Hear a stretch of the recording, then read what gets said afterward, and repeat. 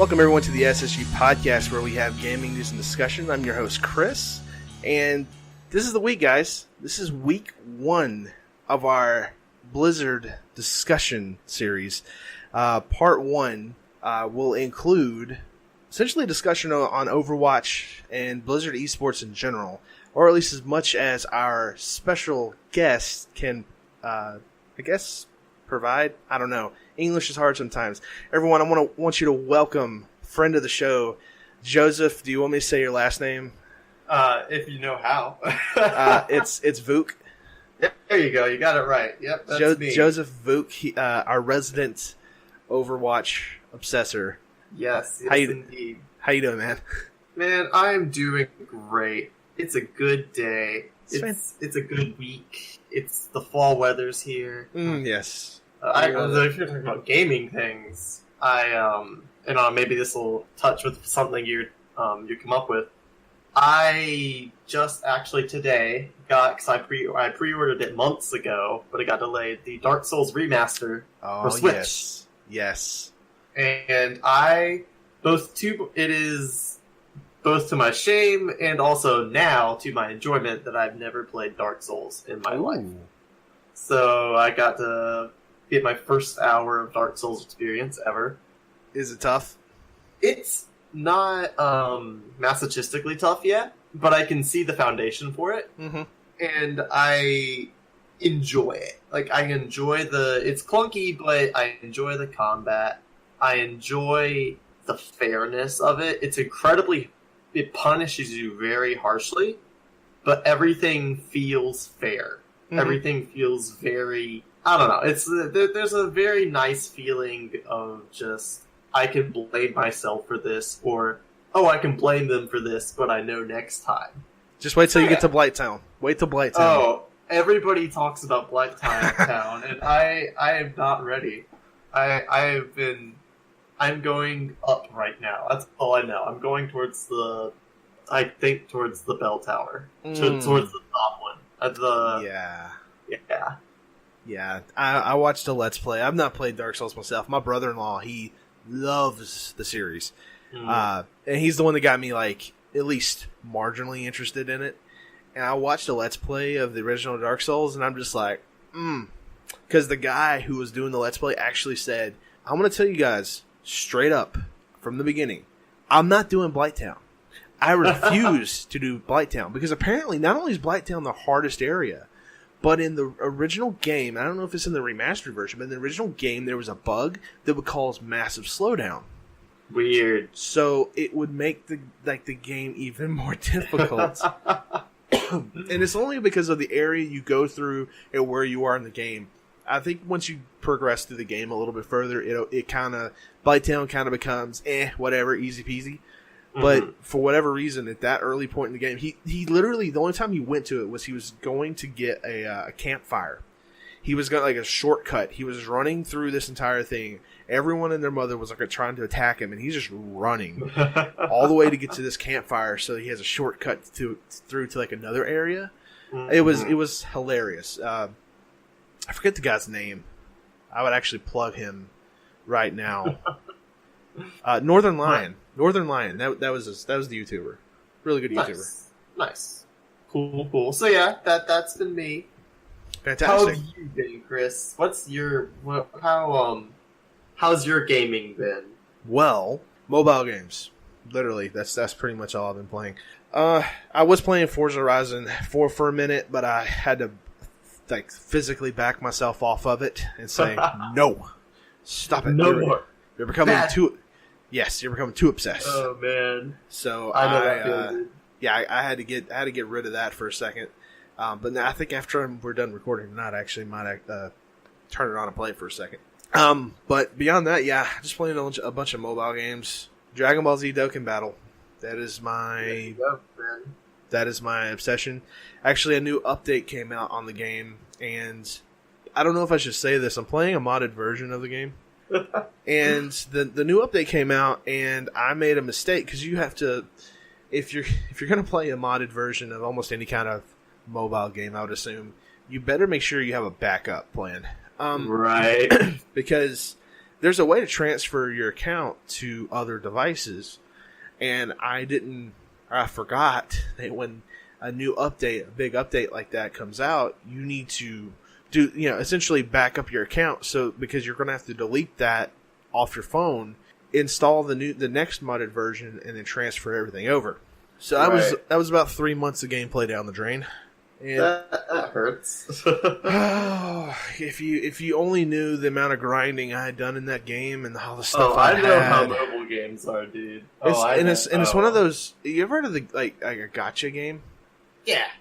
Where it's like you can free to play it as much as you want to, and you can still get a lot of good stuff. But I had so many cards that were just like really good, and I know some people will say, "Well, it's a modded version of the game. Why can't you get that? Get the stuff again?" I could get all that stuff again, but a lot of the cards that I did get in the game were random draws, right? And so, and you have to in order to summon stuff, you have to have these things called Dragon Stones. Dragon Stones are kind of hard to come by. The time period where I was playing in the last 3 months was during like a special event. Right. And so they gave out a ton of free Dragon Stones, and they're not doing that right now. So I'm just kind of like scraping at the walls, just trying to get anything relatively good. It's just I guess you could say it's a humbling experience. I mean, maybe everyone should do that, right? Like every 3 months, you just delete your save and start a new game and just go at it again. By the mobile games, they'll do it to you, man. It's a pain, but you know what? I like it too much. There's a lot of like, I don't know. It's like how most mobile games are. You'll be like, man, I'm tired of playing this, and they come out with like a new thing or something like that, and you're like, okay, no, maybe I'll go back to it. Right. Those updates keep going. Nice. But yeah, that's pretty much what I've been up to. And hey, you know what? While we're at it, we might as well move on to our first segment of the night, which is games that have come out since the last show that we did. So Joseph, in case you've not listened to the podcast at all, which I mean, honestly, I wouldn't be surprised if you've not. But I'm not that. I've listened to some episodes. I haven't listened to every. I'm not that disappointed. It's okay. Don't work so hard. Now, in case you haven't heard of this, essentially what I'll do is I'll run down the games that have come out, and if you have anything you want to say about it, you can. I pull from a list on Metacritic, so some of these games actually also have ratings already, and I'll mention those ratings. And like I said, if you got anything you want to say about it, then chime in. If not, then we'll just say okay and move on. Sounds good. All right. Take a swig of water. Agua. Anyways, so the first game on this list, there's 8 games that have come out.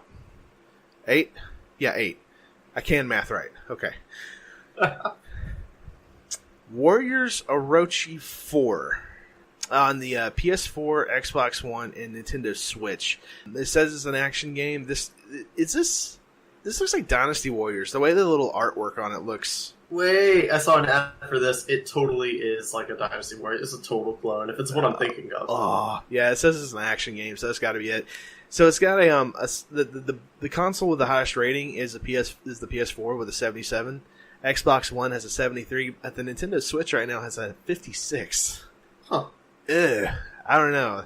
I personally have not played a like Dynasty Warriors type game that I've actually liked since Hyrule Warriors. I cannot say that. I wonder if that's why it has a lower score. It's because you have Hyrule Warriors on the Switch already, so people have a higher expectation. The Fire Emblem game is also on Switch, isn't it? I'm not sure. I think there's a Fire Emblem type Dynasty Warriors game, and I'm pretty sure that's if it's not on the Switch, it's at least easily accessible. Right, that probably is. Yeah. Anyways, as is with most of those Dynasty Warriors or Samurai Warriors or Pokemon Warriors, I don't know. They're all. Did not buy that one. Yeah, they did have a Gundam Warriors or whatever like type game where you play as a Gundam and you're killing. Nice. Yeah, it actually didn't do very well, but I think it was just like a reskin.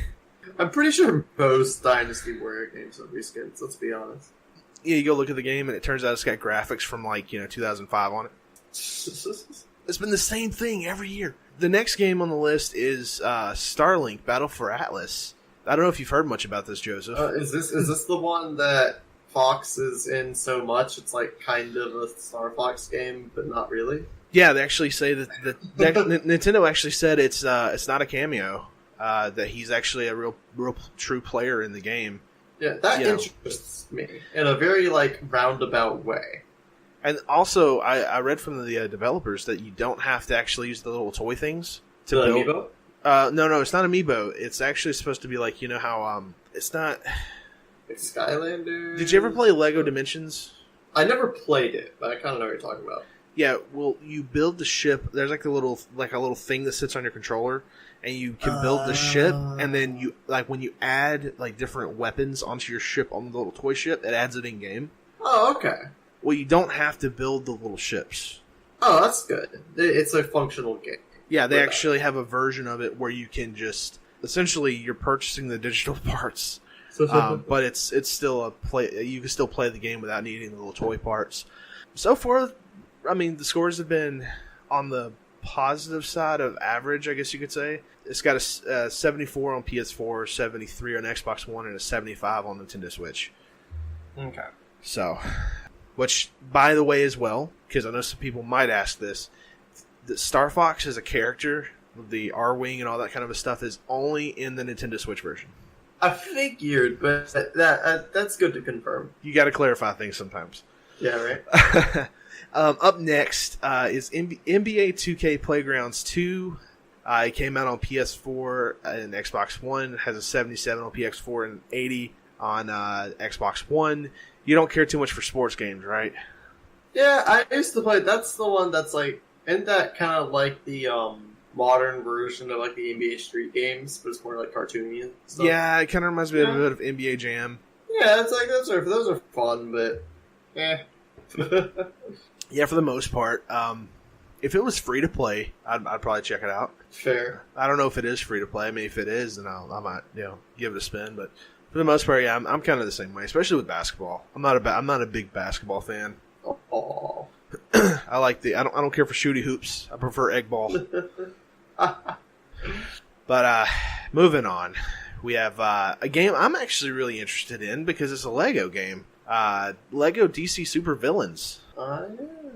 And from what I've seen, it is only on PS4 right now. Either it is, or there's not a Metacritic score for the other system. I'm pretty sure it's on the other systems. No one's giving it a rating yet, but it's got a 77 on PS4. I would play this. Then again, I'll play almost any Lego game. I mean, that's fair. They actually added the Lego Indiana Jones game onto Xbox Game Pass, and I totally downloaded it. I'm like, yeah, I'm gonna play this. Freaking love it. That's cool, dude. So yeah, for any of you Lego aficionados that who have to have every single one of these games, it's interesting because every time I play the game, and I've played it with my girlfriend, the puzzles are they're so simple that you mess them up. So you'll be that's kind of Lego's trick, is to out-simplify you. Yeah, you're like, wait, how am I supposed to get up there? And you're like, oh, wait a minute, no, I got a grappling hook. I can do, okay. The next game on the list is a strategy game for iOS devices. Go figure. Reigns, Game of Thrones. So a strategy game based off Game of Thrones. I'm surprised we don't have more games like that. Yeah. Game of Thrones seems like it'd be a perfect strategic type game to make.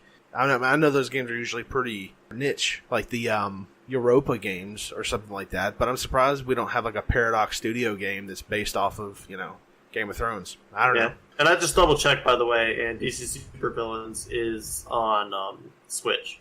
Okay, awesome. Which is the vastly superior system. And I say that. Yeah. I say the Switch is superior, but ever since I got my Xbox, I'm in love with it. So I think it's whatever is the new shiny thing. I like it the most. which is going to suck when I actually end up having kids.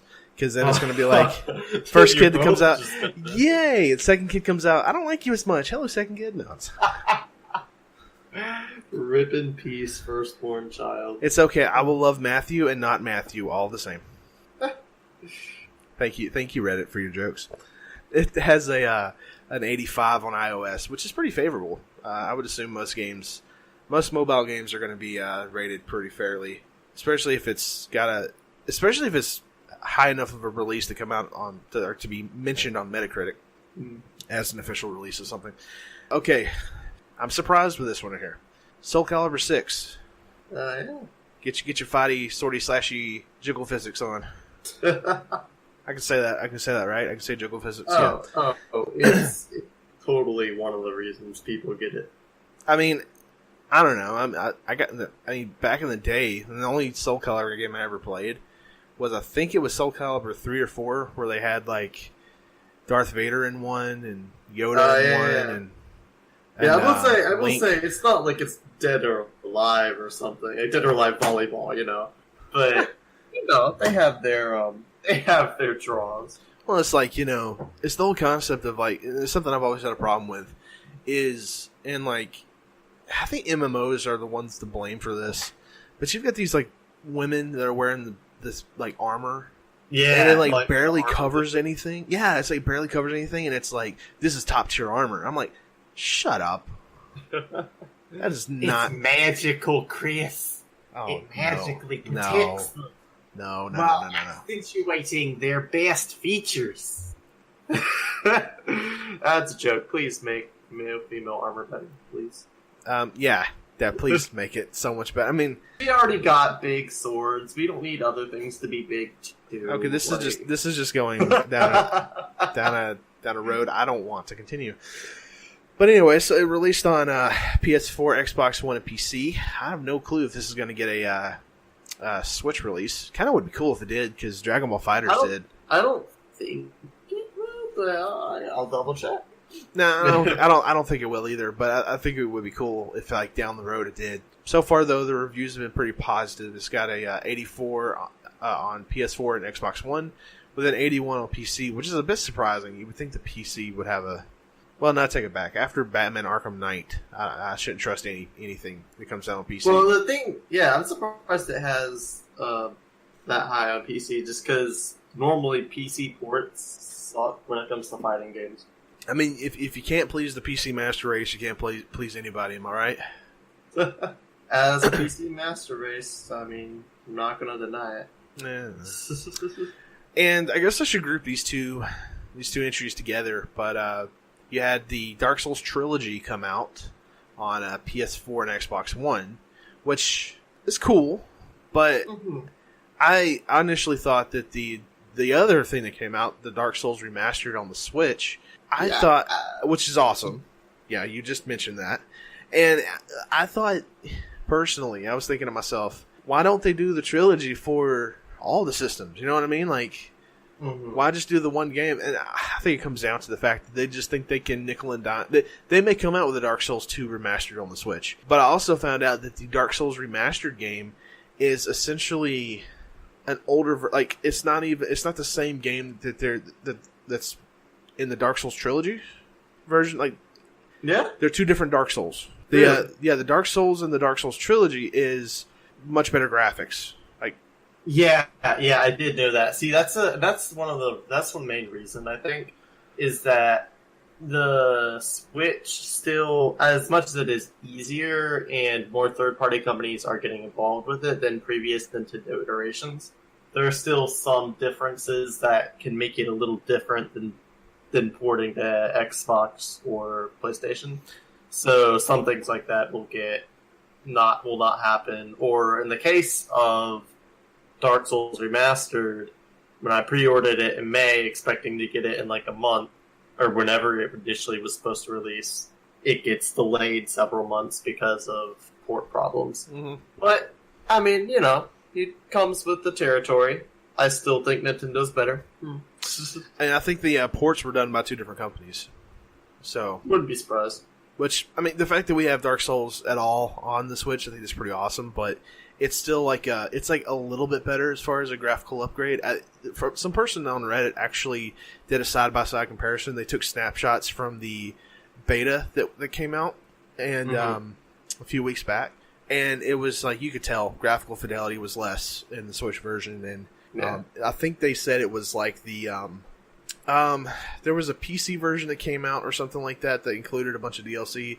It was essentially that. It was like one of the final original patches to the game. So it was that like having just played some of it, it still looks good. Like I still think it looks pretty on the TV. I think it ended up being like 720, even though Switch goes up to 1080. I feel like it was one away from that. I don't think the Switch can native. Well, can the Switch natively do 1080? I'm pretty sure it can. I think it was like a fake version. It can't do anything beyond that. It might be fake version, but I'm pretty sure it can go to 1080. But that's as far as it can go. Either way. I thought it was something like how with the excuse me. Well, but the thing is, because if you're playing portable, it can't. Playing portable, it drops in quality. Just because it's a smaller screen. Yeah, you're right. You're right, actually. It's I'm looking at the official specs right now on the website. Video output is up to 1080 via HDMI and TV mode, and then up to 720 with the built-in screen in tabletop mode or handheld mode. Yep. So, okay. That answers the question. But yeah, so it's still a pretty game. I didn't expect it to be like 4K, because it's not. But I still think it looks nice. I mean, it's a bunch of browns and dark colors. I mean, it's supposed to be a depressive looking game anyway, so how pretty do you really expect a game like that to be? I mean, and in all honesty, like the graphical fidelity for the Dark Souls trilogy games and all that kind of stuff, I mean, it's... Well, that's the thing, though, is that that was my thought process at first, too.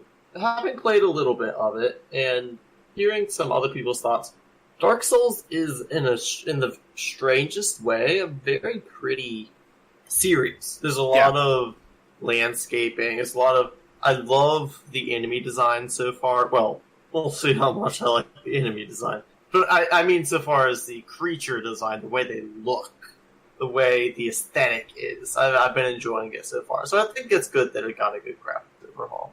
Yeah, they did a lot of world building in the first one. There's a lot of what they did was it just builds on this atmosphere.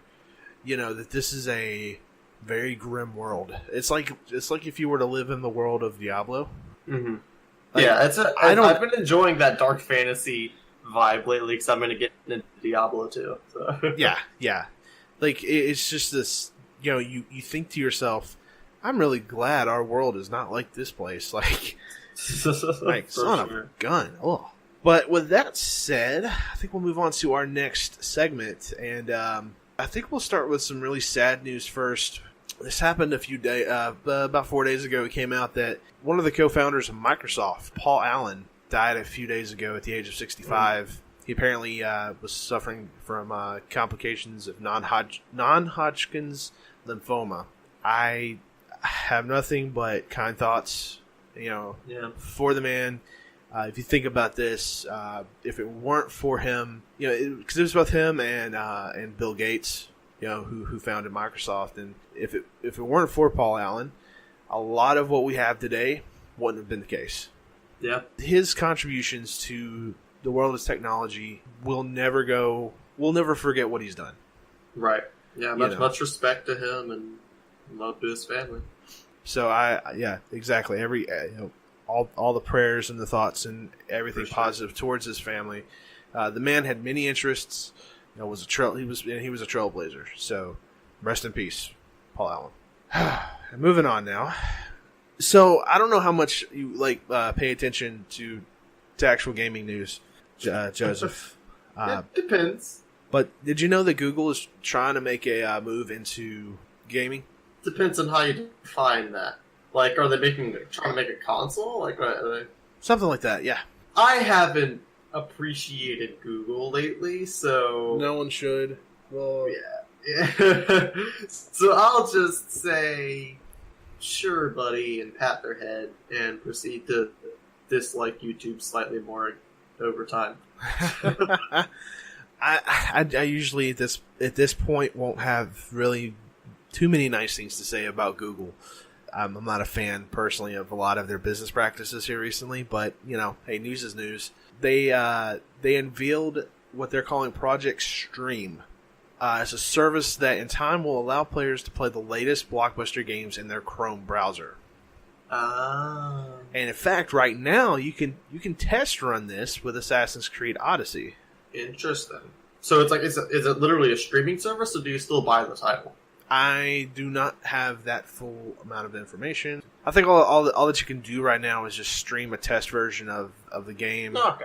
Yeah, pretty good. Open, early. What's the word? Open beta kind of. Yeah, I don't know the purpose behind it. You might have to own the game.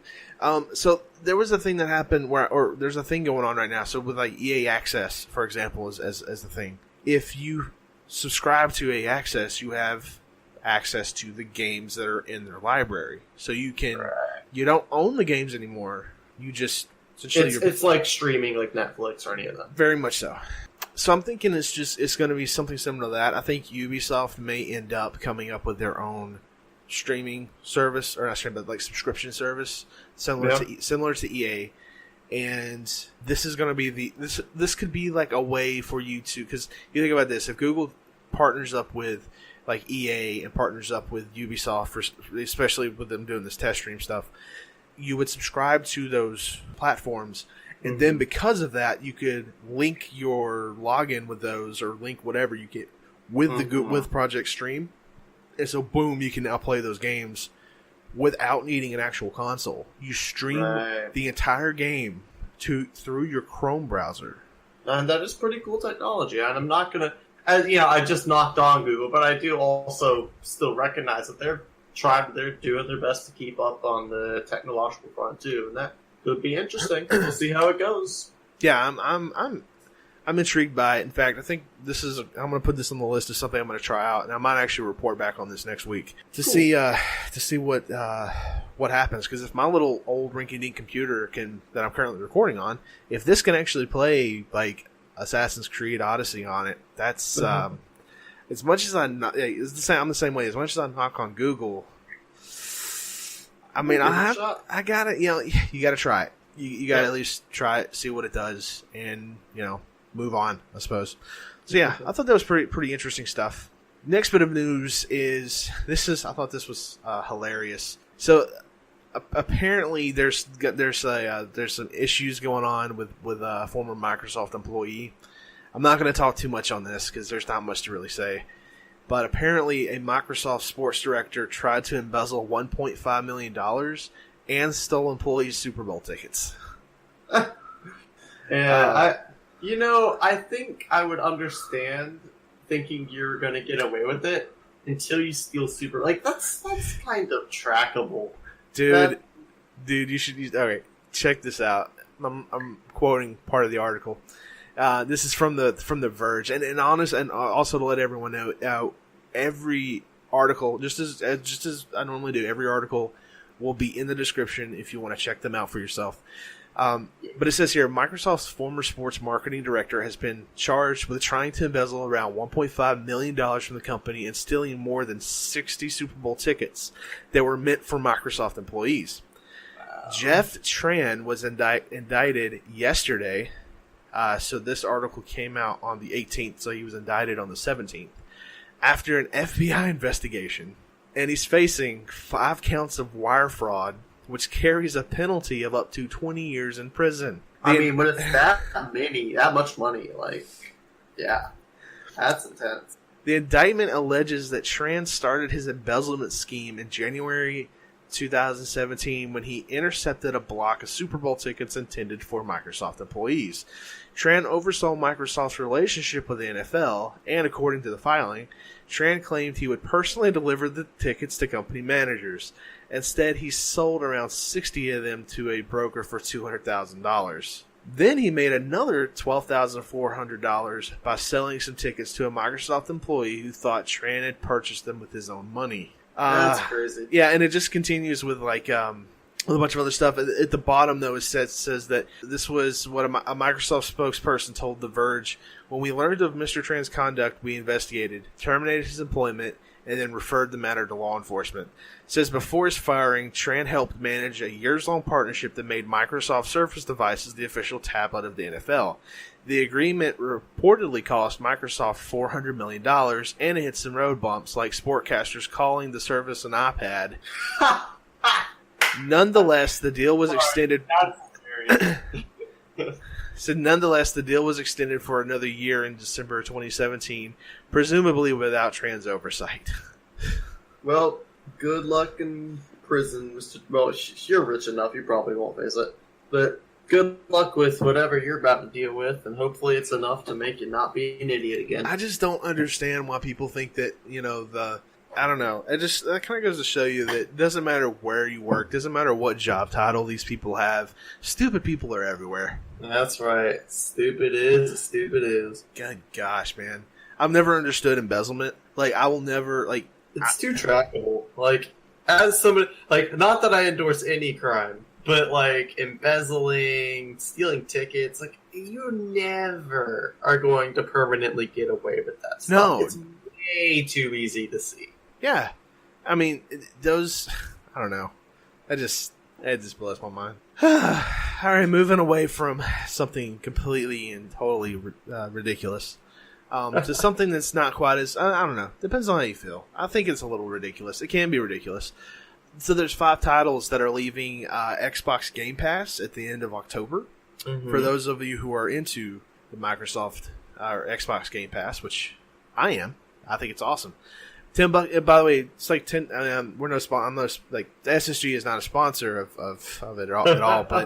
But $10 a month, and you can play a bunch of really good games. I mean, I know it's not as good as owning the games, but I mean, it's not bad. So the 5 games that are leaving: Oddworld, New and Tasty, the remake of Resident Evil, Skyforce Anniversary, World of Van Helsing, Death Trap, and Mega Man 9. So once they are gone, I'm not too sure how this works. I've yet to find an actual answer about it, but I think once it leaves Game Pass, you can't even play it on your console. I'm not too sure how that works. I want to say that you can, but I've yet to test it. I think I might actually test it. I might download Mega Man 9 or something and just see what happens. Some low, some game that doesn't take a bunch of space. And just to see what happens. So I'm gonna test that. I'll get back to you guys on that next week, because this is investigative journalism that needs to happen. Dang it! That's right. onto a little bit of funny news, which is some Nintendo stuff. So there is now we're talking me. Yeah.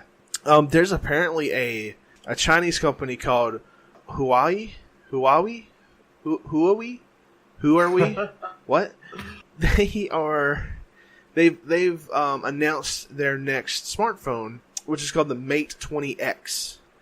And they state that the smartphone is a better gaming device than the Nintendo Switch. Ooh, that's a statement. Yeah, it says when they rolled out a bit of surprise this week at the tail end of an event meant to reveal 2 new phones. A third device, a 7.2-inch smartphone that the company president said is the best portable mobile gaming machine, that was his quote, on the market, including the Nintendo Switch. He says, today we want to bring you one more big thing. We bring you an extra display, extra power, and also extra performance when speaking of the Mate 20X. After walking through the device's display, design, and battery life, the CEO of this Huawei, or whatever, I don't know how you pronounce it. I know. It's like Huawei. I know. Yeah, I know. Yeah. Huawei. Yeah, seems like that, right? That's but he began discussing how much better mobile games are on the device, comparing it to other phones like the Galaxy Note 9. It says the device also features both a vapor chamber and graphene film designed to work together to keep the phone's chips working more efficiently at lower temperatures. After announcing that the phone would also support a gamepad add-on, I've seen it, and it looks like it just slides in from the side. So like how most phones have the little charger connector on the bottom, it just slides in, and it's just it's like a little joystick and a little D-pad. Yeah, which clips onto one end of the phone and features a D-pad and a thumbstick. He brought up a massive image showing the Mate 20X alongside the Nintendo Switch. Compared to the Nintendo Switch, he said the Mate 20X has a larger screen, 7.2 inches, a higher resolution at 1080p, and a larger battery at 5,000 milliamps an hour. I think what I'm getting from this is that he's not actually trying to challenge the Switch, because they're not. It doesn't sound like it's a console in the sense of he might be trying to challenge it in their country, but I don't think the gaming, like the games themselves, will have as much overlap. I think he's more making a statement about the power, because it sounds like even though it's a very powerful thing, it's still focusing on mobile gaming. But specifically, but don't compare it to something that Nintendo made, though. I mean, that just if at the end of the day it's going to be an apples and oranges comparison, then don't say that it's apples to apples. I mean, we'll see. We'll see what happens. We'll see if it does something. Maybe in Japan there's more. No, this is China. This is Chinese. Oh, China. Oh, this is Chinese. Never mind then. Yeah, that's random. Yeah, this is like, I feel like this is a kind of a go in the war type thing.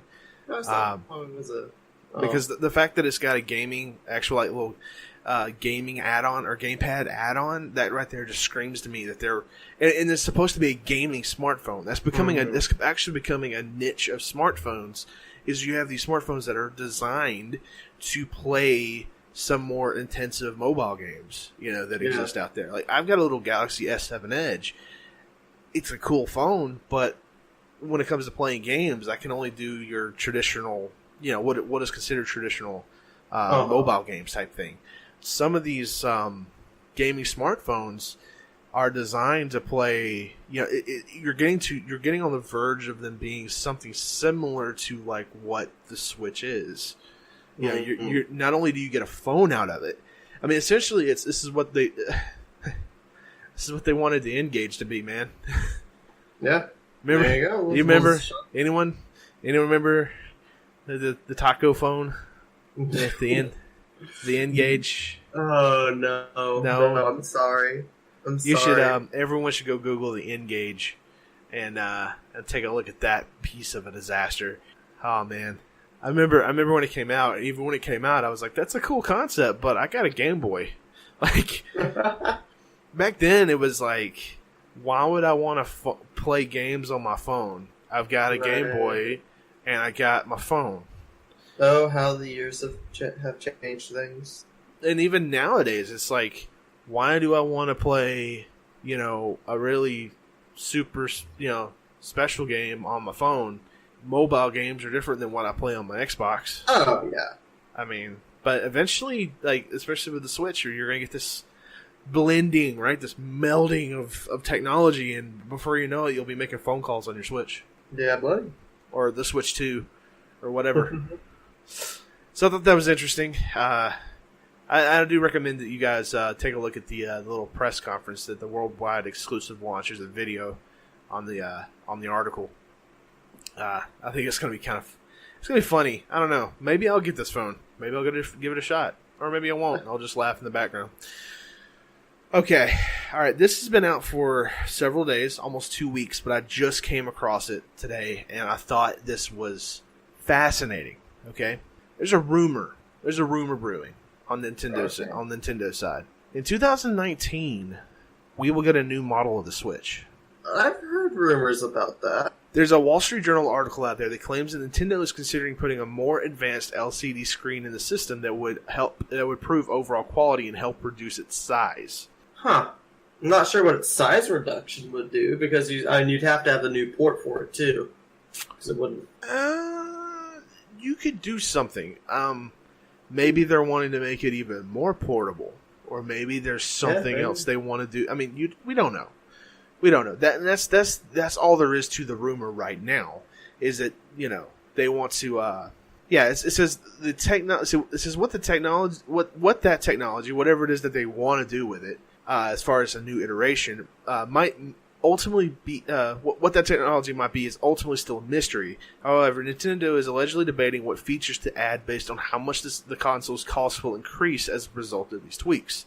One element of the unit that does seem to be a focus of these debates is centered around the Switch's touchscreen. So what they may decide to do is get rid of the touchscreen aspects to improve the screen size, but that wouldn't make sense either. I don't know what they would really try to do at this point. My guess is that they're either trying to make it more, like I said, more portable, which I would not think, because it's not going to get any smaller. The screen's small enough as it is. Or they're going to go for, they're going to up the quality on the portable itself, in the sense of they're going to try and up resolution, or maybe even make an XL version. I don't know. We'll see. I mean, they could come out with just a simply touchscreen version. Yeah, we'll see. I would almost see them. You'd still want the ports, though, for the Joy-Cons and all. You'd want to be able to do that. Well, maybe they'll have a little adapter that allows you to do that type of stuff. But for the most part, it would work as a separate little touchscreen portable device. Or, like you said, they could go with the XL route. I think, we've seen that a lot of times. When the original 3DS came out, it was pretty cool. But then they came out with the new 3DS. A little bit bigger, offers amiibo support, a little bit more powerful, I guess you could say. Who knows? They may actually increase a couple of aspects of it. They may make it a little more stronger of a system. Yeah, it might be because how you've got the PS4 and the PS4 Pro, the Xbox One, then they have the Xbox One X. Exactly. Could be something of that nature where they're able to get a little bit more power out of that, out of the processor, a little more power out of the graphics card or the chip that's in the, inside the system. And, they may not be able to go up to true 4K type stuff, but, you may be able to, port a little bit better game. I don't know. You might be able to pick a game that's on consoles right now that's not on Switch. I suspect that if they were going to do that kind of thing, they wouldn't be trying to increase the TV quality, but maybe up it so that the mobile quality can match it. Maybe. And maybe that's what they're trying to do, though. Yeah, we'll see. I don't know. It'll be curious to see. 2019 is an exciting year for gaming, man. Man, every year is going to be an exciting every year. That's right. Every year, because just the way technology is expanding and increasing, it's going to be interesting. I'll be curious. We're going to move on to the actual meat and potatoes of this week's show. All right. The whole reason why I brought Mr. Vuke onto the show was because of his knowledge. I'm gonna build you up to be someone awesome. Yes, resident expert here. Yeah, we have a resident expert of Overwatch in the studio today. No, there is no studio.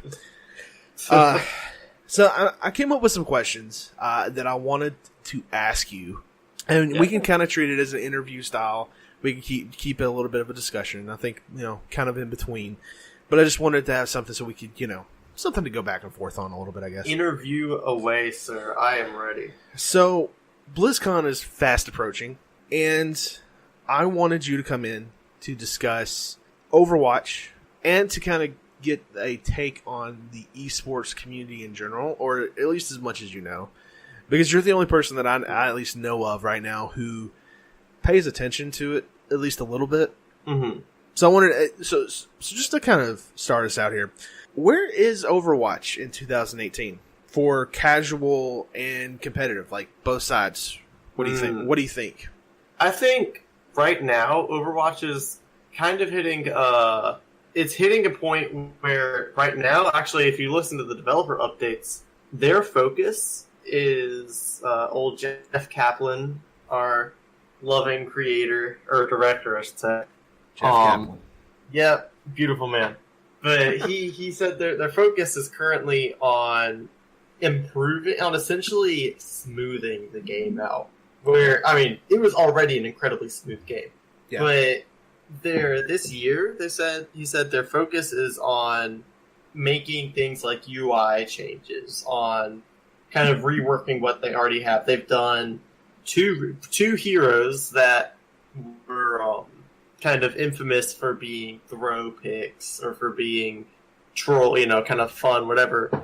Torbjorn and Symmetra both have had solid reworks, and so far they've been successful. Really, like they've been good reworks. I like where they've taken them, and so they've done that. They've done, even if it's just little details like menus are easier to navigate. You can find things easier.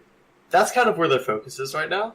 And so coming into the game, if you were to try, get into it casually now, I think it's a good point because once they're done with that, there's going to be that's going to it's kind of one era of what they're doing. And so like last year, they focused a lot on Overwatch League. This year, it sounds like they're focusing on smoothing things up. And to me, that just feels like a really good 1-2 punch to then lead into just big content changes. Or not changes, but additions in the year after. So it's kind of I'd call it the calm before the storm. Right. I expect. So like you said, it would be a great time if you are still curious about the game, or if you've left the game for a long time, it's a good time to jump back into it. Yeah, and if you used to play and you're looking to get back into it, you can learn the new heroes and all that. It's still going to be familiar gameplay, which it's good, it's consistent. But it's good to get it back into your system because I suspect give it 6 months or whatever, and we'll start getting more news about other things that could happen, in the 2019. So what do you think 2019 and beyond look like for the game? Well, I think it's going to be a testing year because right now what we've got going on, in regards to BlizzCon, we've got like World Cup, which I will get into later, how that's exciting. But right now it'll be the test of Overwatch League Season 2 is coming, and they have several new teams that have been added, which is a great sign. Great sign for the league that they've got several new teams. And the questions are going to be how much will that generate, how much hype, how much all that, and then just the player base has been consistent, but the question is, can they, once they finish smoothing things out, are they going to be able to hook in new people again and again? Because it is not at all dying. It's not anything like that. The player, again, it's been very consistent, very good and all that. But it doesn't have the explosive growth rates that game taking over the esports industry or whatever would have. So I think it's one of those where they're prepping up to do that. With the UI changes right now, they seem to have a very strong game plan. 2019 is going to be, I think 2019 to 2020 are going to be a very telling years for Overwatch. It's almost, I'm excited to see how it goes. They're a trustworthy. I trust the dev team, if that makes sense. So would you say though it's like kind of this is maybe from an esports standpoint, not so much from the gameplay because people are going to keep playing the game regardless. Mm-hmm. But from an esports standpoint, then would you say that both 2019 and 2020, if you guys are going to break up it, like if you're going to make this like a worldwide phenomenon, so to speak, this is your chance to do it?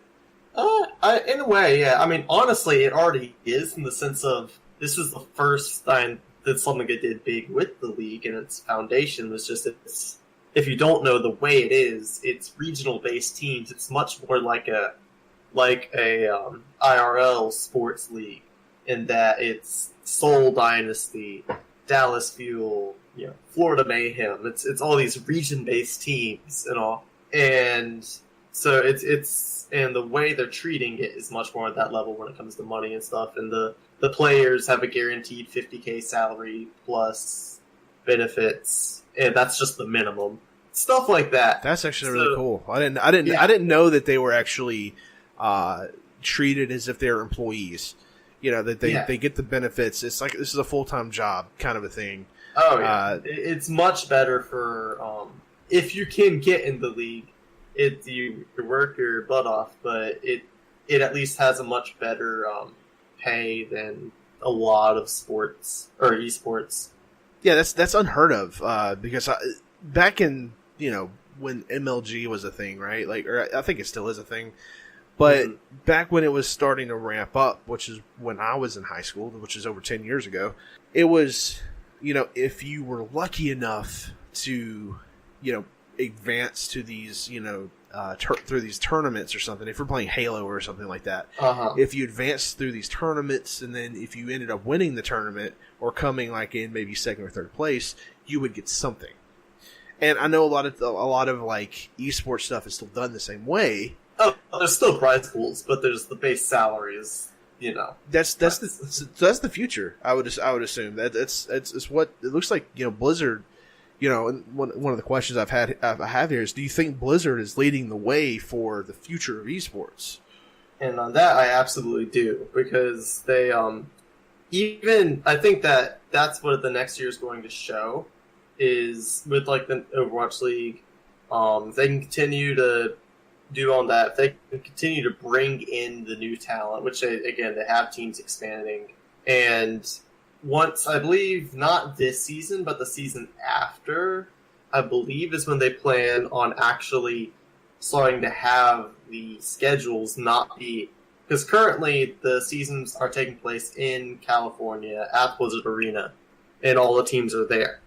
But eventually, they are going to move to literal region-based, like each team has a stadium, all that, and they're working with each team to do that. And I think that is going to be a huge, huge point when you have, because that really starts to open up team pride and going to your local game. Like, one of the, which you should, by the way, one of the places that's getting a team is I believe Atlanta. Ooh. So like, and again, once you get like give it a year or so, and they'll have an arena there. Like, that's a definite plan that they have for these teams, and I just think that's amazing. It takes it to another level. Now talking more immediate term, the thing is just going to be how much, if the viewership retains interest and if it gains interest. And I think it has the potential to do so, but we will see. It's all guesswork in the end. We'll just have to wait and see. This just popped in my head. I just wondered, where's the funding for all to be able to give them like these people to play the games? Do you have any idea where this money's coming from, or is it There's a lot of, Overwatch League itself has sponsorships, but the thing is, like, there's a lot of investment going on in here. Because these teams, very similar to your sports leagues, they weren't cheap to buy. Like, legitimately, I believe it's Dallas Fuel. Boston Uprising, is owned by Kraft. This, like, the same people who own the Patriots own the Uprising. Interesting. And like, one of the reason he's an investor is because it was goodness, I wish I had the numbers in my head, but I don't. It was, I believe, millions of dollars to create a team. Like, they were not playing. Their strategy here is to say, we are 1,000% treating this like any other sports league, not esports league, sports league. And we are going to, yes, it's smaller scale. We're paying them $50K minimum instead of, whatever NBA player. Millions of dollars, millions of dollars. Right. But they're taking that route, and they're doing it to pave the way for esports to kind of stop being kind of that unsustainable thing for the gamers, for the players themselves. Stop being a passion sport and being a literal, you can do this for a living comfortably if you are good enough. Yeah. Which is still getting to. If you're Overwatch League's a pretty small in comparison to the rest of the scene, like size-wise, but it's getting bigger, and contenders and all that, I think, will eventually follow suit in their pay. That's incredible. Because, imagine, maybe 20 years from now, I don't know how long this would take, but you have minor leagues of, esports type stuff where these are the people that are, that they're still good, but they're not at the level of the of these other teams that have been in around Overwatch. For so long. That's called there's Overwatch Contenders. It's very similar. Okay, so that means my aspirations of becoming a professional gamer is still alive, and those cells have long since been folded up, but. I think that's absolutely insane and incredible that you have these companies that are willing to invest money into this, that they think that there is a way that obviously that there's a way to make money off, because I mean these big guys they're not going to invest if there's no money to be made. That's usually the case, right? Mm-hmm. But it's still so impressive to see that these companies are willing to invest so much money into it and to actually take it serious. Because I mean, for how long, dude, have we had like gaming? It's that's just what kids do, and now it's like we're reaching a point in our lives where it's like, yeah, kids can do it, but you can make money off of it. You can make a living off of it. The generation of parents knowing what gaming is at this point, we're getting to the point where parents grew up gaming. Yeah, and so it's gonna explode in the next 10, 20 years. It'll be interesting to see, because I'm a big fan of your egg ball and whatnot, and I like baseball and stuff, and to be able to say to actually have a team like you with Overwatch, some team in Atlanta that it's like, yeah, I'm gonna go to watch one of these. I'm gonna go literally when that'll if and when that whole thing gets started up, and we say it is gonna happen, I'll be there. I personally want to be there because I think that's just such a cool thing. I know some people are just like, we're just going to watch them play video games. It's like, yeah, but I guess it comes down to that whole argument of is esports actually a sport, kind of a thing that people want to have. But I still think it would be cool to see. Yeah, but to give you a little taste of what I was saying, there's as backers there are Robert Kraft, who again is Patriots. Yeah. The owner of the Mets, Jeff Wilpon. Wow. Their Energy, the company Energy, the video game. They have one of the teams, and also something to note. I got this from a Wall Street Journal article. I just looked up real quick. Activision Blizzard stock has more than quadrupled in the past 5 years, just to show like how much they've been growing and getting like bigger. And there's some stuff from Robert Kraft in here himself saying how he's putting his bet on esports on par with his backing of Major League Soccer in the 1990s. It took about 5 years for his New England Revolution to become profitable, which it still is. And he said, we're thinking long here, and you get the idea of, it's venture capitalism, but it's a good bet. Well, that's where he's landing. Yeah, I mean, if anyone who doesn't really pay attention to Major League Soccer, that Major League Soccer is becoming a really popular sport. I mean, it's still maybe I'd say it's top 5. I mean, I don't know where it is as far as like how much money does MLS actually make, but we recently had last year before last, whatever, we had an expansion team brought to Atlanta, and everyone loves the team. Nice. They actually made it to the championship their first year. Wow. And they are this year one of the best teams in the league. And the amount of support for the team has just been unbelievable. I'm just thinking about, again, Atlanta has an Overwatch team now. They do. So like that passion and energy going right there. It's exciting. It's exciting. Yeah, that's what I'm saying. And I've actually seen the little small esport. There's a small section of people who support esports that are on the Georgia Tech campus. I've actually seen with a previous job I worked, every time I'd come home, or not every time, but occasionally, a couple of times when I'd come home, I would see where they would set up for doing esports on TBS. Because they did some TBS. Overwatch League actually had they got towards the end of last season. They are set up with ESPN. But I'm not talking about Overwatch. I'm talking about some. You mean some general? I don't know what it was. I don't know what the game was. But I do know that TBS has, like, late at night, has been broadcasting some esports. They do. I believe I saw them do some CS:GO. I believe. I'm not sure though. And I just remember driving past, and it was at night, and I'm pretty sure they were recording, but I could see it was weird because it was like in a docking bay.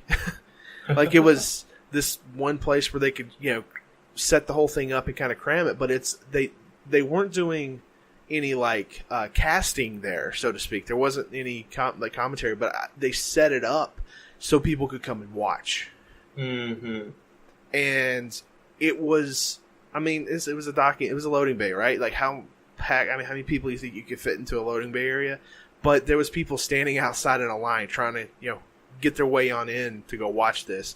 They probably had somewhere around 50, 60, 70 people there. Right. So imagine if they open it up, like Overwatch League comes in, they open it up a little bit bigger, and it doesn't just become an Overwatch thing, it becomes a, like, general esports thing. Yeah, no, it really is going to be cute. I think that these stadiums, the concept of, like, having the stadiums and just the continued expansion of the teams. Again, I said, like, 2019, 2020, but the truth of it, and one reason I like it, I think Overwatch is going to be successful in the long term, is that Blizzard has shown very, very much to be willing completely to put Overwatch as a long-haul game. And that's one thing I'm glad to see.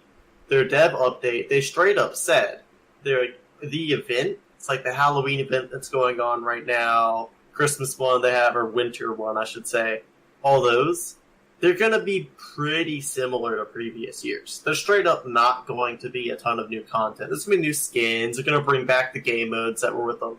But they straight up said, hey, we're not doing brand new game modes. Instead, we're focusing on making the experience itself be as smooth and as, this isn't the word they use, but kind of as ergonomic as possible. Right. And they're including, like, social features. They've added things like avoid his teammate for competitive with, like, if you just have that person's just really annoying and you can't, they're not, like, report worthy, but you don't want to ever play with them again. Like, you can avoid his teammate for a week. Pretty much me, right? Anytime I try to play, anytime I just try to play Overwatch in general,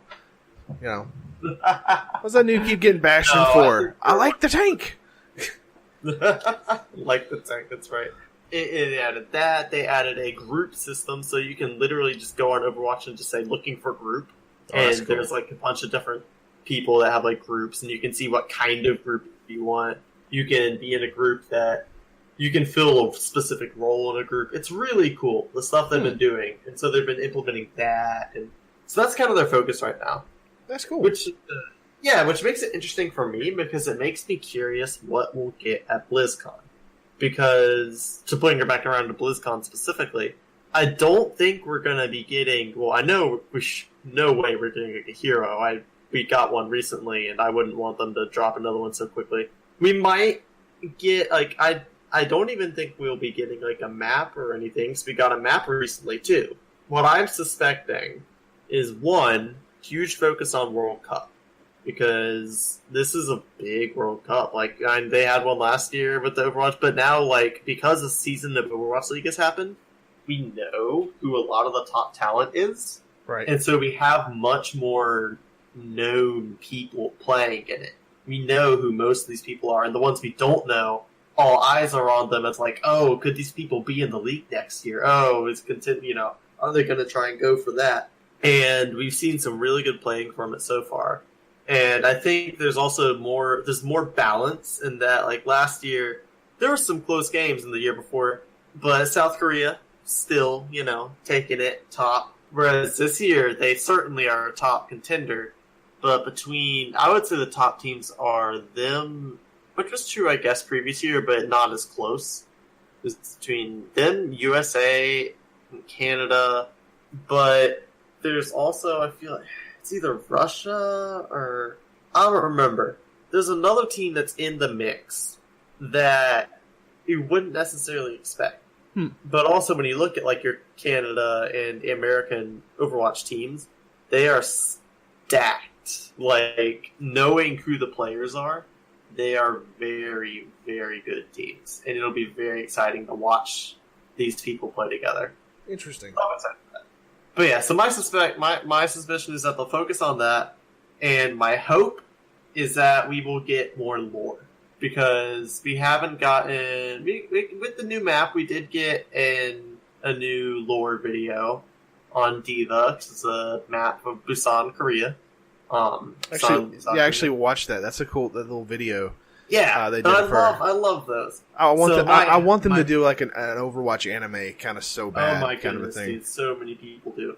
Which is something. One reason that I'm excited about hearing with Diablo, there's rumors of things potentially like a show, but I that's cool, whatever. But I'm excited because that means they potentially could make their own show, and that it could be Overwatch doing it. And I would love to have an Overwatch show, like, so bad, or an Overwatch movie, animated by the animators that do it right now. Oh, because man. the quality is astounding. Yeah. And I love every single time a new one comes out. So I'm hoping we get one at BlizzCon. I think that will be a nice unveil for, some new information on one of our heroes. And so yeah, we'll see though. We'll see how it goes.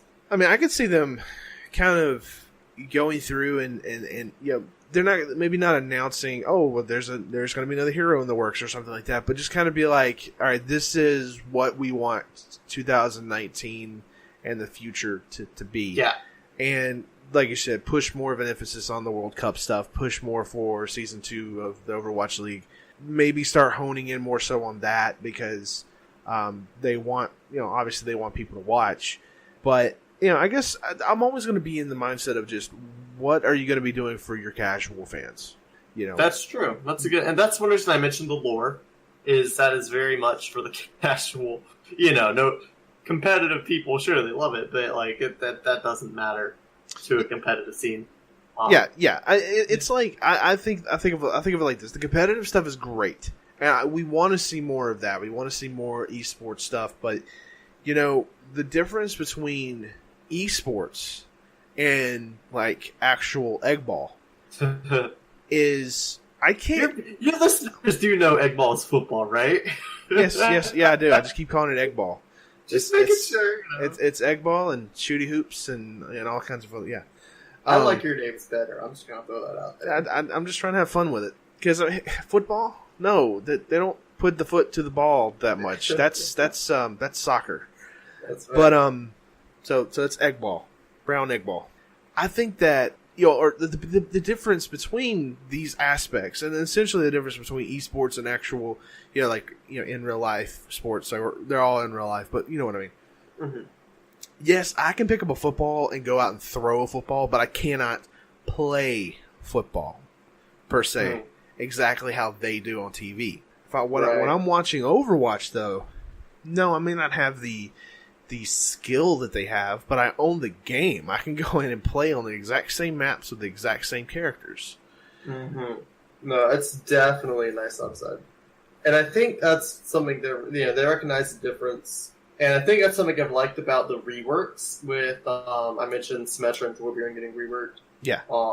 Is that it both makes them more viable on a higher scale, but it also retain, they're fun. Symmetra, for instance, one of her basic abilities now is a teleporter, and where it used to be like an ultimate ability. But now that teleporter is honestly, it is so good for casual strats. Like, if you want to surprise the enemy team by having your entire team show up behind them, you just get people to listen to you in a casual game just once, and just say, "Look, I'm going to put my teleporter here," and just everybody go through it, and you can do some hilarious stuff that just completely wrecks the other team because they don't expect it.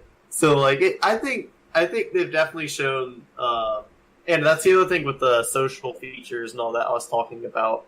The focus, I think, with this, not as much what's the word?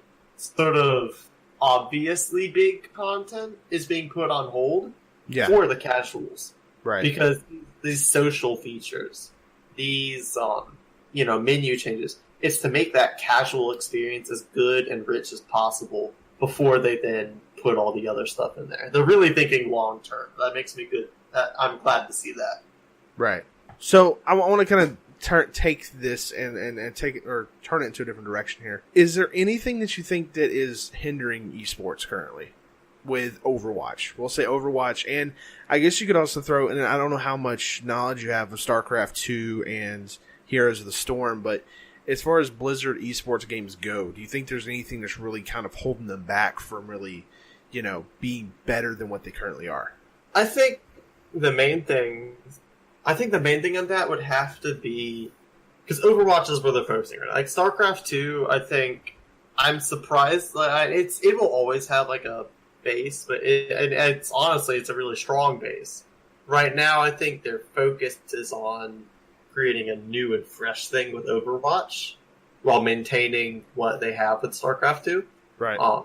But I think their hindrance is just it's something that time will either make worse or fix, because it doesn't have as big a player base as Overwatch has and people are familiar with it. It's not League of Legends level of big, where I would say League is going in a very opposite direction of Overwatch in that it's getting more and more antiquated and people just kind of like it less. And they've been doing so much marketing lately, which to me screams desperate.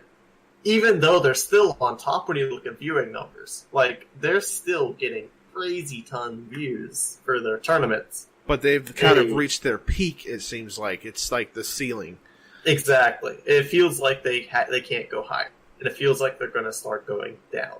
Especially when you consider people like, talking talent-wise, or not on the player side, but on the production side. Monte Cristo is a very popular caster or analyst, was in League for a long time, and he is in with Overwatch League. And I haven't looked all into it, but he said some things before that essentially just says, yeah, you get treated better. I mean, I'm not going to say it's a perfect environment. Interesting. But that they overall have better, just you're promised more and you get more currently as a caster. Like, it was a better investment to be a caster for Overwatch League than it was for, whatever. And I think that speaks again to kind of the willingness to put the investment down. Mm-hmm. And I think as we see these next years unfold, I think we'll see it pay off. We've already seen it pay off in some ways. I mean, I've definitely, when I went to a convention recently, local convention in Raleigh SuperCon, I remember passing somebody that had a LA Gladiators jersey, which is one of the teams. And I was like, hey, and we talked, and we just had like a 15-minute conversation about Overwatch League just with a stranger that very similar when I visited Texas. I unfortunately didn't realize it was during A-Con, or I totally would have gotten a ticket for a day. Oh man, there's a favorite voice actor of mine was there and everything, and I just didn't even know, and that made me so sad. Oh, but with all that being said, I was walking around Dallas, Fort Worth area, and there was I saw a Houston Outlaws jersey. I saw a t-shirt. I think I saw a Dallas Field jersey, just from the people that were there, because there were again, those are two Texas teams. Yeah, they're kind of a mini rivalry, and they're both in Texas, So I saw stuff for them, and it's one of those that I'm not going to tell you it's the biggest thing in esports right now, but it's definitely got a solid start. And I think that they're showing with the team expansions and the continued double down resolve and all that it's going to continue growing, and that it's going to continue to show that growth and that that excitement building up from various people. And I think that what really will take that to the next level is when we start getting the physical locations. We start getting more and more team pride, like we're beginning to see, and I'm excited to see where it goes. So, what would you consider to be? This is going to be. I'm kind of veering off of the Blizzard stuff. This is actually just something I'm curious about personally. But what do you think is the top 3 esports like the top three. I guess you could say the top three that are thriving the most.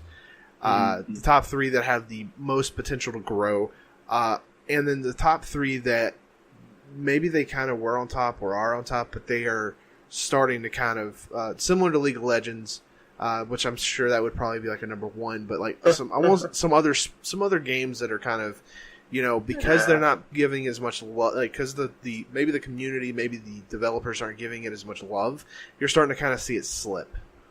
Yeah, I don't know. I think I'm not going to pretend I know a ton on all esports, but what I'm seeing right now is I think that your Fortnite does have a competitive scene, and due to the sheer numbers that Fortnite gets right now, I mean, yeah. And I haven't looked lately, but I used to kind of look at what was looking right now on Twitch. Top game, Fortnite is top by a long shot. I mean, a long shot. I mean, it's what the it's the current hotness. I mean, I checked. There was some tournament something. I think it was like 400k views, something crazy. Now it's like 183 views. Top game, Call of Duty Black Ops 4 is at 154. Yeah, because that actually came out last week. Yeah. Which I'm excited to see how that battle royale turns out. If it's a good one, I might get it because PUBG has forever disappointed me. But that aside, talking about competitive and all, I think your battle royale is going to get a game that comes out on top. Currently looks like Fortnite. We'll see how it goes. League, like I said earlier, would be it's still top overall, I think. But it's on the downslide. It's not gonna stay there forever, and it's showing. I think I kind of compare it to like PewDiePie or something. I don't know. It had a big lead, but like that lead's been diminished for getting more and more diminished. It's like if League is your PewDiePie, then who is your Markiplier? Right. No, but yeah, I don't know about what other MOBA game per se would be coming in next, since that is a very popular thing.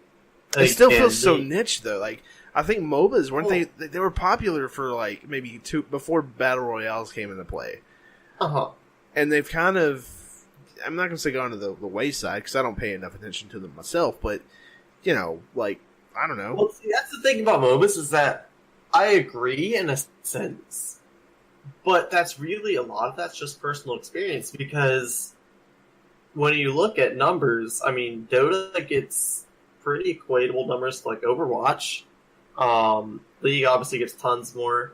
Heroes of the Storm, by far the weaker of them, even though I enjoy it. But I'm very casual, so it's much more accessible. But it still gets some numbers.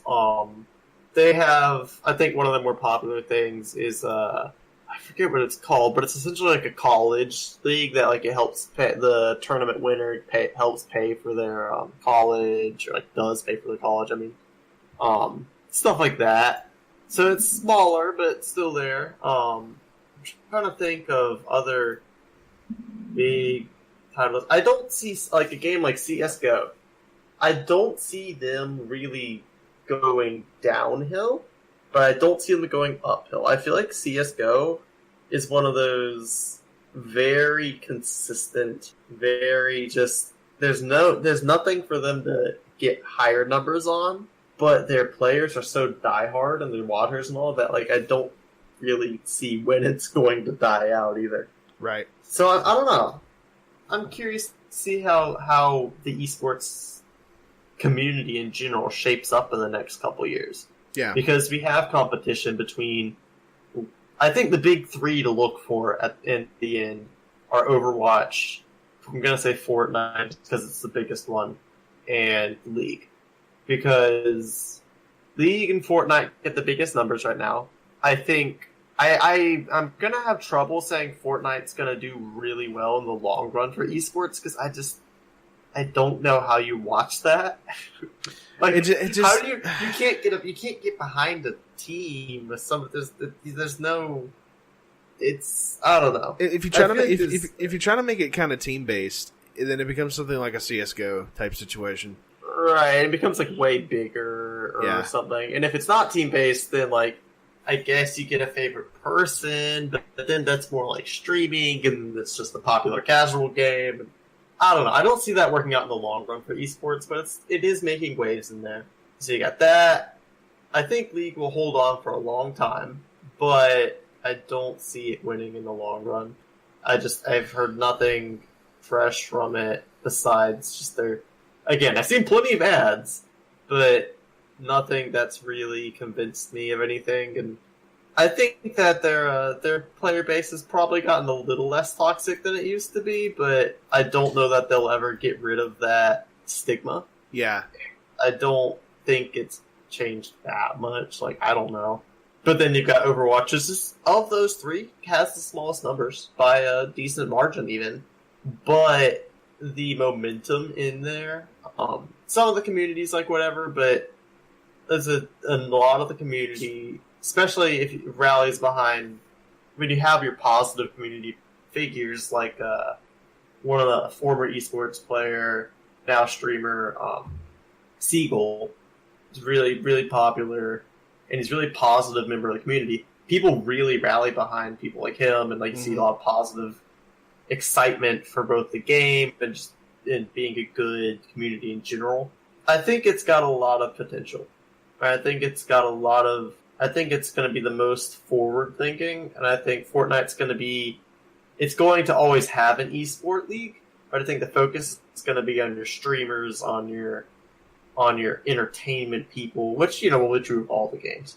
But then League, I think, is the one that's going to have to live or die by their esport, and they're gonna go out in a blaze of everything they can. But I don't think that they'll be able to hold on. Well, I think that with like League and in a lot of cases Fortnite, you're seeing what is considered the old guard as far as how esports have gone on for years. With Fortnite, even I just think it's all about the how quickly can you consume it. And Fortnite, I feel like, isn't something that you can, like we were saying, it's not something that you can really stand behind and root for outside of the individual. Whereas with Overwatch, you can do both the individuals because you support this person because you love the way he or she plays this character.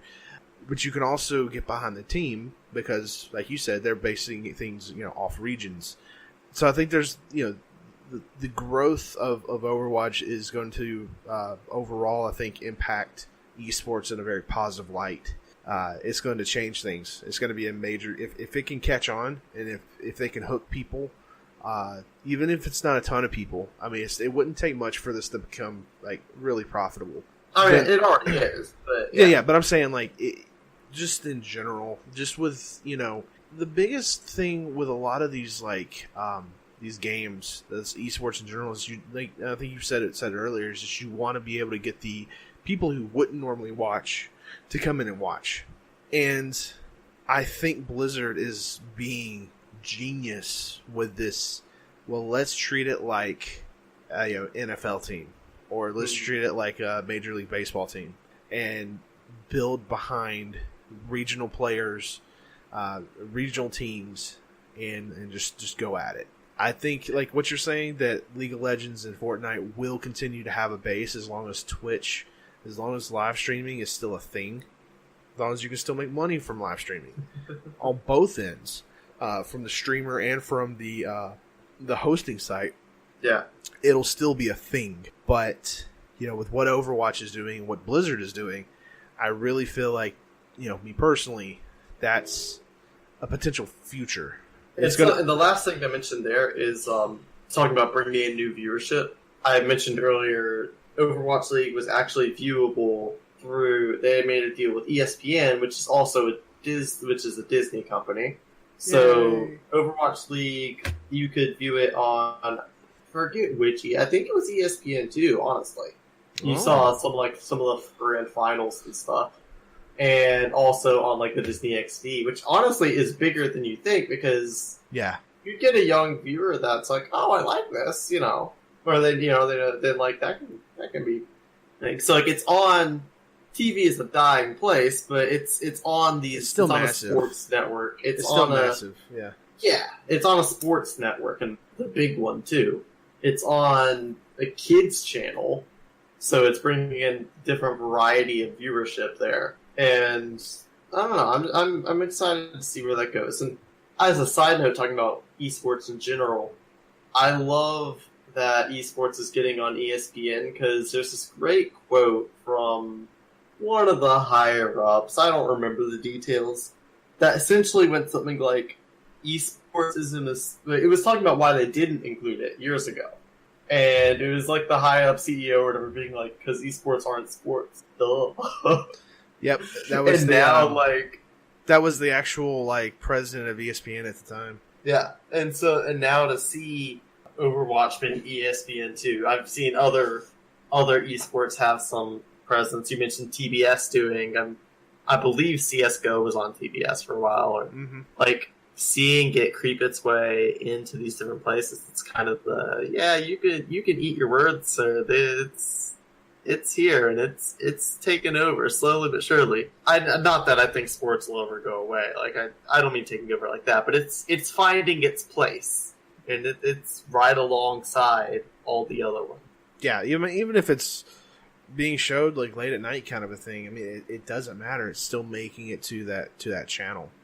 Mm-hmm. Which is a massive deal. So I'm going to finish this whole little discussion off with a couple of personal questions. Oh, okay. For you. I'm going to ask about my personal life here. I see.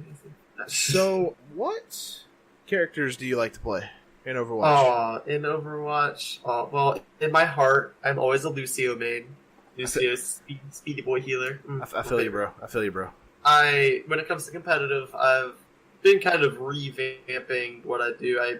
I play pretty much any support, any tank. I love playing, sort of as personal enjoyment, I love playing Pharah. I've really been enjoying Hammond a lot, the newest hero. I am not good with him yet. I would not take him to most competitive matches for some situational things, but I love the way he plays. I feel like similar to Lucio, I feel like there's a very high skill cap with what you do with this grappling hook and how you because I mean you're literally Spider-Man and a hamster at the same time with that grappling hook. It's amazing. I love it. And it's so much fun to do that. And I think he's a really good hero to see come in, because we had Brigitte come in the time before, which is a good hero to see because she was both a tank and a healer, and it represented a very good variety to the meta of that. But it was also another character that had some stun ability. It's a very tanky character. So it's good to see Hammond, which is much more of a less shield, more just very aggressive attacking, and it's very movement based, which is good to see because we were getting some characters that were making you not move as much. Right. And so it's seeing the balance of Blizzard still coming through saying, no, we're going to keep giving you these movement-based heroes, these fun, just pure fun. Like, Brigitte is a low skill, it's not a low skill cap, kind of, but it's an easier to play, easier to master hero, whereas Hammond or Wrecking Ball, I suppose the official name, is just such a fun hero. And if you aren't good at him, you're not going to do anything. It's a higher skill cap, higher skill ceiling than skill floor. But if you can learn to master him, he's really fun, and he's really dangerous. I've played against some good Hammonds, and it's hard. So, I don't know. I'd say Lucio, Hammond, Pharah, probably my favorite ones right now. Okay. What is the one trait that you hate the most when you play competitive, casual, whatever? What is the one thing that you want? If you see this happen in a game, you may not quit immediately, kind of a thing, or you may not quit at all, but you see it and you're just immediately you're going, well, this is a lost cause. Definitely. Well, I think that the Overwatch fan base as a whole is positive. When you get not toxic people, because you can get toxic people, but very specifically, you still see, and especially because I dropped skill level some trying to learn these new heroes and all. So I'm in more of I'm in a very right now I'm like maybe slightly above average. I'm about average right now, skill rating, learning these new people.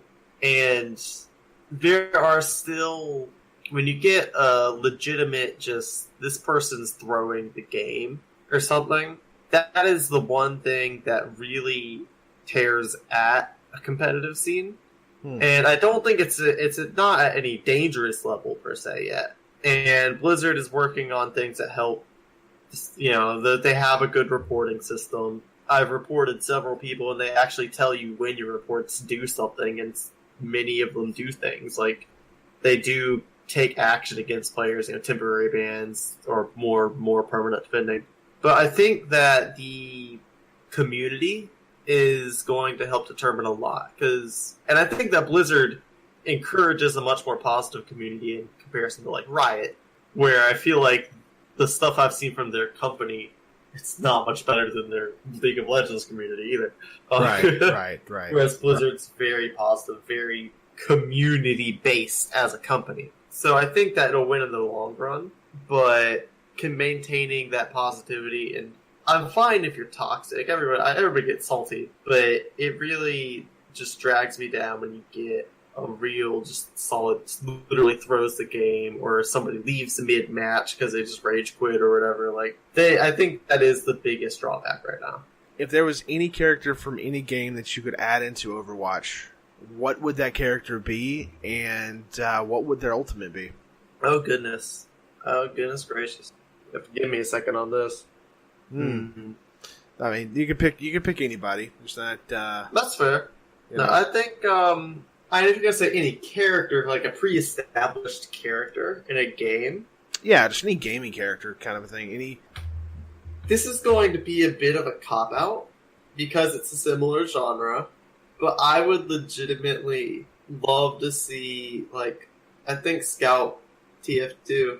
Like, honestly, that's a cop-out because, it's the same genre. TF2 kind of founded the genre. But at the same time, I mentioned him because he's just the embodiment of so many things, but like a perfect class, in my opinion. Right. He has very clear strengths and weaknesses, but he is incredibly fun to play. He's very satisfying to play. If played in the correct hands, he could totally just he's wreck a you. monster. Like, something. I'll shout out TF2. Wow, TF2 community figure YouTuber Lazy Purple makes an excellent series called "What It Feels Like to Play Insert Class," and he had one for the Scout, and he also talked a different video about. He had a different series where it's talking about what makes it TF2 so satisfying, and something he talks about is movement combined with the guns. The guns are very single shot. They're very hit or miss. And Scattergun is a great example of that, where it feels so good to hit shots and dodge around. And I think that, I mentioned Lucio's my favorite. He has a very similar vibe when it comes to dodging around, and his boops have that, like where you boop somebody off the map or something, very similar. But his basic attack still is that kind of, it's more of a tracking, it's not very strong, because he's a healer. Yeah. So I think that talking about, abilities or whatever, having a fast, single shot character like that would be just so much fun. Yeah. And as far as his ultimate, oh goodness. Trying to imagine Scout with an ultimate, and that is hilarious. I feel like he would do something crazy. I feel like he would get basically unlimited jumps and some resistance or something. I could see it taking inspiration from a couple items that he has in his arsenal, like a critical or the bonk punch or whatever. Where like he essentially he can become invincible for a brief period of time, but he can't shoot back. But taking that concept where he is invincible, he moves so fast, or having a increase to his speed, or I guess he also even has he has some great melee weapons that do some stuff. there's a lot of potential. You can tell I'm kind of rambling because there's a lot of options. I think he would have additional jumps. I think he would not need to reload. I think he would be one of those that gets more of a enhance what he already does ultimate instead of a do a new thing ultimate. Right. And I think it'd be hilarious if he got even faster, but that might not even be practical. Yeah. So you'd have someone like a Lucio type character. They're kind of fast. They can dodge things a little bit, but it's more of a runner. That's what it would be. I love your speedy characters. I love he'd be all that they represent. He'd be more of an offensive character that would. He's not going to rack up a ton of kills, but the shot. Well, what I'm saying though, like that, his purpose would be mostly to do what he does: scout ahead, run ahead, and maybe cause some damage.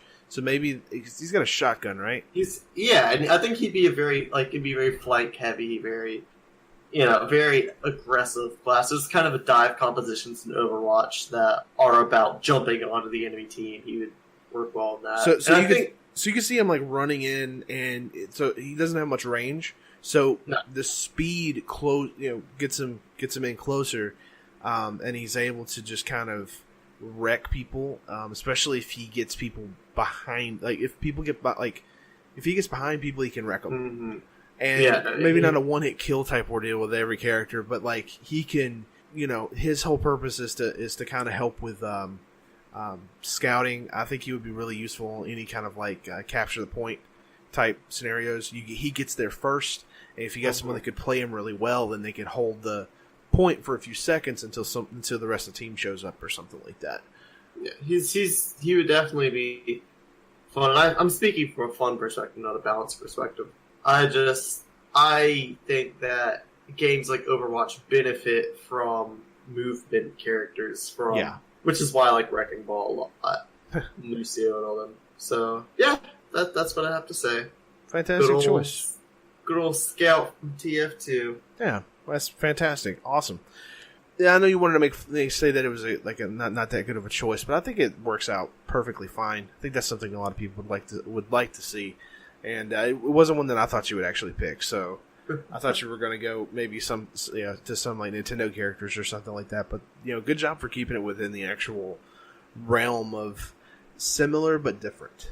Yeah, I mean, I played TF. I still played every once in a while. It's not typically just for the lulz. But TF2 is a good game. Solid title. So we're going to move on now to the last little segment, which is the discussion question / last week's discussion question with the poll. We asked the question, when Sony releases the ability to change your PSN ID sometime next year, are you going to take advantage of it? Vuke, I'm gonna assume that you don't have much of an opinion on this. I don't have a PlayStation. But if you did have a PlayStation, or something like that, and they offered the ability to change your ID, would you take advantage of that? It depends on when I made my ID, because I did actually a few years ago. I went by a completely different username. Okay. So if it was like around, I totally would. I think I don't like it when companies don't let you change your name. Honestly, it's Battle.net's okay. I get their balance. They let you have like one free name change, and then after that you have to pay. Yeah, and that's what most companies allow. Yeah, I like that. I would personally like a system that was like maybe once every 6 months, or I'm making that up. Just because you change your how you identify your tag. Yeah. Wow, that came out so 2018. How you identify yourself? You don't always identify yourself the same way. So sometimes you just want to be different. That's right.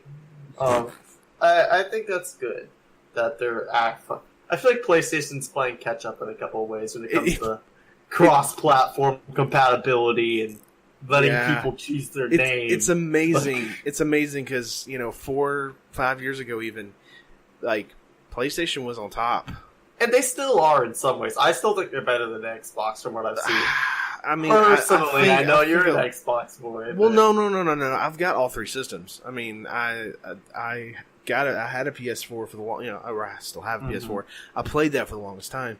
I just think that there's some decisions that Microsoft is making that are earning them more, positive marks. Yeah. Even if it's not like they're actively doing something, it's like the fact that they're not doing anything is just as good. I think I get it. Like the way I see it, PlayStation is winning the IP game. They have some fantastic exclusives. I wish I could play, but I don't like Sony as much as I like Microsoft, and certainly not as much as I like Nintendo. Yeah, in a lot of ways I'm seeing that the same. I mean, there's aspects to the PlayStation 4 I think that are better than the Xbox One, but I don't know. I don't think you've actually ever seen like the redesign, like the Xbox One S. It's it's just as sleek, in my opinion, as the original PS4. Nice. This is also white. It's also white, so it's very pretty, very pretty, and it's a 4K and it's a 4K Blu-ray player. Yeah, buddy. So, to go back to the actual poll question, because I'm so easily sidetracked, we had 6 votes, which was sadly it was half of what we were hoping for last week. Sad face, but still though, we're glad that you guys voted for it. We appreciate all the any kind of support for the show. It's fantastic. But the final was that 66% of the votes, which was like maybe 4 people, right, said maybe the first one is free. So yeah, it's nice to know that people, for the most part, and even one person actually voted yes, I hate my name. So, and then one other person said no, I'm good. So that right there just tells me that, the vast majority of people are at least positive. The vast majority of the people that voted in the poll are positive as far as this change that's going to go forward. And like you said, it's kind of like, why has Sony not allowed this in the past? Like, you couldn't. This is the reason why this was such news, is because it's the first time Sony has allowed this to happen. You've been able to change your gamer tag for Xbox Live, I think, since at least the Xbox 360. Heck, if it's Steam, and your name maybe not, but your nickname, what you show, change that whenever you want, man. I don't know who most of my friends are on there anymore because they all got all sorts of different names. They change every day. Yep. I know. Well, that's mostly because I don't think Valve really cares all that much. Right. We got Steam. We're still making tons of money off of it. We don't care. Mm-hmm. Blah. But anyway, so this week's poll question, and as soon as those of you who are listening to it right now, you can go over to Twitter and vote right now for it. In fact, we beg you to vote. I am crying. I'm going to vote right now. See, look at that. You better you don't let him beat you to it. That's what I'm trying to say. And if you were to respond to the tweet with an opinion, of course, we'll mention it in the next week's podcast. I mean, I have no issue doing anything of that nature. Any kind of involvement is always going to be. If we could give you a hug, we would give you a hug. I would always give you a hug, person.